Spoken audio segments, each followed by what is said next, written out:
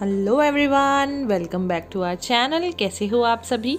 तो सुबह सुबह हमने लगाए हुए हैं गढ़वाली गीत, तो वही मैं आप लोगों को भी सुना रही थी, जो कि एक बहुत फेमस गाना है ना, घुघुती घुरौन लगी मेरा मैथ की। तो बहुत ही पुराना गाना है और बहुत ही ज़्यादा मतलब ऐसा होता है किसी भी लड़की को रुला सकता है वो, है ना। तो वही सब सुन रहे थे हम लोग। तो उसके बाद मैंने थोड़ा डांस वाले गाने लगा दिए थे, ताकि थोड़ा होता है ना ऐसे इमोशनल से सॉन्ग सुनते रहो तो इंसान खुद भी इमोशनल हो जाता है।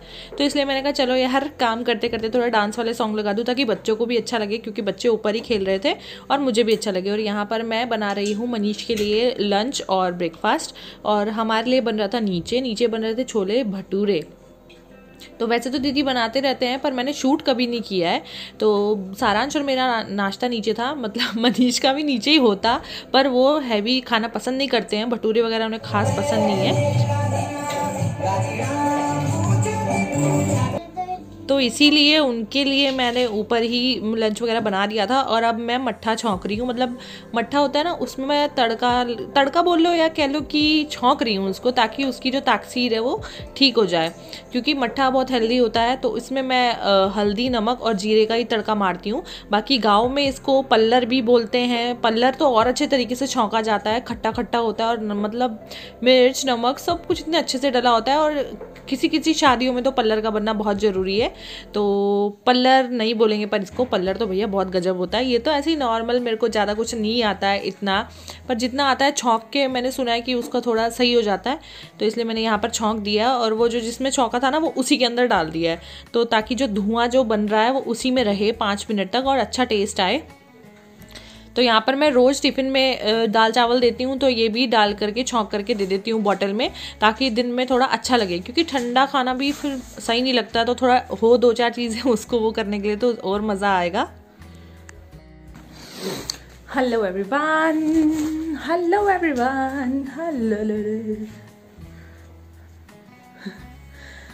कैमरा ऑन होता है, ये नहीं कि हम अपनी बात स्टार्ट कर देंगे। कैमरा ऑन के 2-3 सेकंड तक अपनी शक्ल चेक करेंगे कि भाई बाल ठीक है ना। क्योंकि भाई चाहे सुबह सुबह है, देखो सुबह सुबह मेकअप कोई पोत नहीं सकता, कोई पोत लेता है, पर मेरे बस का नहीं है, मैं तो ऐसी ही दिखती हूँ।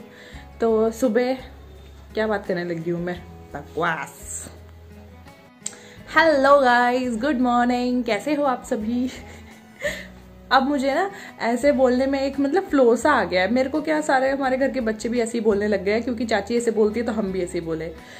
तो आज है, देख लूँ 1 मिनट है, वेट, हाँ, तो आज है 8 दिसंबर और सुबह के बज रहे हैं 10। मनीष जा चुके हैं ऑफिस, अभी अभी गए हैं। उनके जाते ही मैंने वीडियो स्टार्ट कर दिया। वीडियो तो मैंने पहले से ही स्टार्ट किया हुआ था, क्योंकि अभी रोटी वोटी बना रही थी, ब्रेकफास्ट बना रही थी, लंच उनको बना के दे रही थी, तो उस टाइम भी थोड़ी सी बना ली थी। तो मैंने सोचा चलो आगे की बातचीत करती हूँ।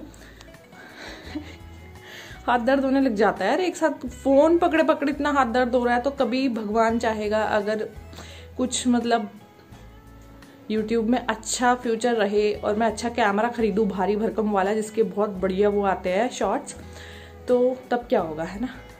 चलो कोई बात नहीं। तो कल एक वीडियो गया था, वो वाला था जिसमें मैंने आपको बताया था, ग्लव्स दिखाए थे। तो मेरे को काफ़ी कमेंट आता है कि रोज़ वीडियो डाला करो, रोज़ वीडियो डाला करो। तो मुझे ना वो कमेंट्स पढ़ के बड़ा अच्छा लगता है, क्योंकि आप सभी का उसमें प्यार दिखता है। तो ठीक है, मैं पूरी कोशिश करूंगी कि मैं रोज़ वीडियो डालूं, चाहे मैं रोज़ आपको एक ही चीज़ दिखा दूं, पर मैं रोज़ वीडियो डालूंगी। मुझे क्या है, मैं तो डाल दूंगी, देखना तो आप सभी ने है ना। अगर आपको अच्छी, क्या पता अच्छा भी लगता हो देखना, इसलिए आप बोलते होंगे। तो आपके प्यार के लिए बहुत बहुत शुक्रिया। और अब घर की कुछ हालत ऐसी हो रखी है, ये देखिए, ये देखिए, ये देखिए। और दिखाऊं, एक कमरा तो साफ रहता है मेरा, ये वाला कमरा, ये बिल्कुल तो नहीं बोलूंगी, थोड़ा बहुत साफ रहता है, मतलब 90% साफ रहता है, 10% थोड़ा इधर उधर हो जाता है अगर बच्चे घुस जाएं। इसको मैंने आधा समेट लिया है, आधा रह गया है, देखा।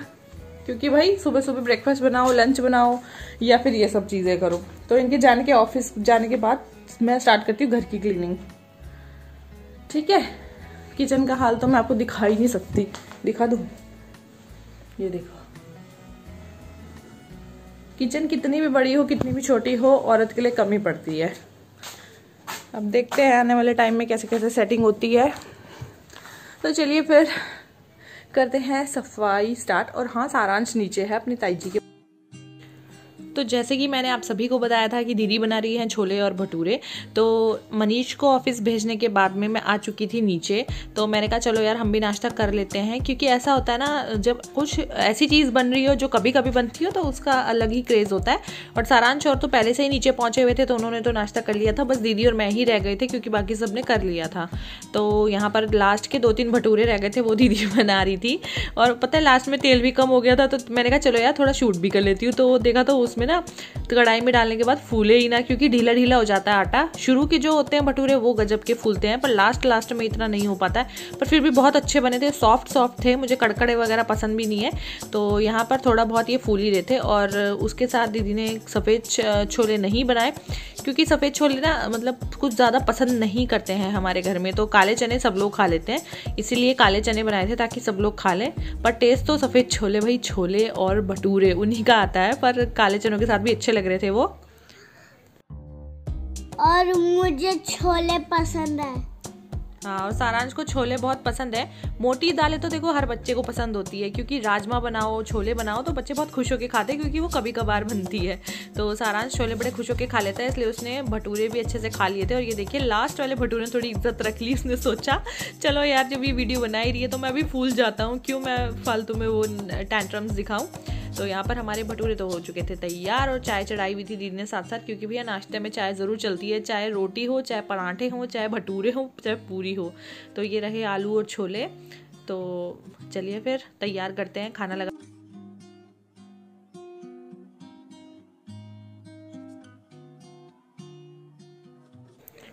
तो नाश्ता करने के बाद में हम लोग आ गए थे ऊपर, और ऊपर आके जैसे कि आप देख ही रहे हो सिमनाट कितना सारा, मतलब गदड़ बदड़ या फिर कह लो आप फैला हुआ है सब कुछ, मतलब कुछ भी अपनी जगह पर नहीं है, सब कुछ इधर उधर हो रखा है। और आप देख रहे होंगे मैं लगा रही हूँ कपड़े अटैची में, क्योंकि कभी कभी दीवान को भी खाली करके धूप वगैरह दिखानी पड़ती है। और वैसे भी ये सब चीज़ें धीरे धीरे करनी थी, तो मैंने सोचा चलो कर लेती हूँ। अपना जो शादी का लहंगा है, शादी की चुन्नी है, उसको संभाल के रख रही हूँ, क्योंकि ऐसा होता है ना बाहर पड़ा रहे तो दीमक वगैरह, मतलब होता है ना वो जो कपड़ों के कीड़े होते हैं, मुझे नाम नहीं याद आ रहा, वो लग जाते हैं। और जो वैसे कपड़े थे जो मैं नहीं पहनती हूँ तो वो मैं साइड में कर रही थी, क्योंकि भैया ऐसे ही करते करते दीवान पूरे भर जाते हैं और कपड़े रखने के लिए जगह मिलती नहीं है। तो इसलिए चाहे वो सारांश के थे, चाहे वो मनीष के थे, चाहे वो मेरे थे, सबको वैसे कपड़ों को जो यूज़ नहीं हो रहे वो अलग रख रही हूँ, ताकि डस्टिंग वगैरह के लिए फिर बार बार मतलब ढूंढते रहो। क्योंकि ऐसा होता है डस्टिंग के लिए भैया कपड़े हम वही यूज़ करते हैं जो हमारे पुराने पहने हुए पुराने होते हैं। अब कौन नए नए टिश्यू पेपर या फिर नई नई चीज़ें लाता रहे, है ना, तो हम घर में ही बना लेते हैं डस्टिंग के कपड़े। और पोछा भी हम लोग घर में बना लेते हैं, पर अब तो स्टैंडिंग चल गए हैं पोछे, तो इसलिए अब पुराने कपड़े यूज़ नहीं होते हैं पोछे में, वरना पहले तो पोछे में भी पुराने टॉवल्स वगैरह यूज़ हुआ करते थे। तो यहाँ पर धीरे धीरे करके मैं सारे कपड़े निकाल रही हूँ, तो नहीं हो पाता है एक साथ, मतलब सारे घर की सफाई करना, सारे कपड़े समेटना नहीं हो पाता है, इसलिए मेरे को बहुत परेशानी हो रही थी। तो ये काम करते करते आजकल ऐसा लग रहा है कि मतलब कितनी परेशान, मतलब बहुत ज़्यादा परेशानी सी फील हो रही है, क्योंकि अकेले ये सब संभालना समेटना। और यहाँ पर बच्चे भी, तो भैया जब हम छोटे थे मम्मी जब दीवान खोलती थी हम भी बहुत शौक से वहीं खड़े रहते थे, घुसते थे बीच में, छेड़ाखानी करते थे, तो तब हमें नहीं लग पाता। और ना डॉली दीदी ना काम पे लगी हुई थी, तो हमें नहीं पता था कि जब हम भी माँ बाप बन जाएंगे तो हमारे बच्चे जब ऐसे करेंगे तो कैसा फील होगा। तो यहाँ पर सारांश मेरी हेल्प कर रहा है सामान रखवाने में, तो वो बीच बीच में डर रहा था कि कहीं मैं मार ना दूँ एक आधा, क्योंकि जब काम कर रहे हो ना आप अपनी पूरी स्पीड में, तो बच्चे जब बीच में डिस्टर्ब करते तो बड़ा गुस्सा आता है।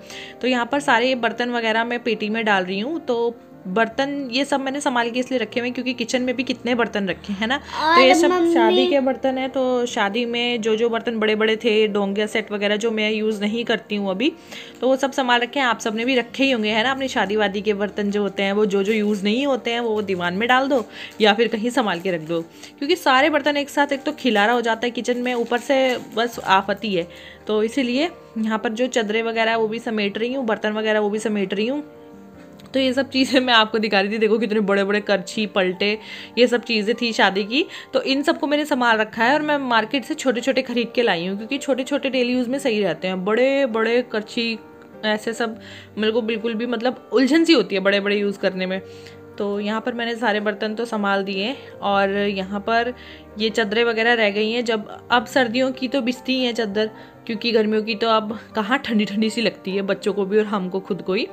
तो इसलिए वो सब पेटी में रख रही हूँ। और ये सब क्या हो रहा है, क्यों हो रहा है, आप सोच रहे होंगे ये क्या कर रही है ना, ये वेली धूप में सुखा रही है या संभाल रही है, ये क्या कर रही है ना, आप ये सब सोच रहे होंगे। तो ये सब धीरे धीरे आपको सब कुछ पता चलता रहेगा, बस ब्लॉग्स में आप लोग बने रहिएगा।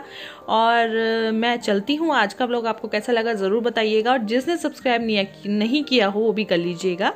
अपना ध्यान रखिए, बाय बाय, टेक केयर।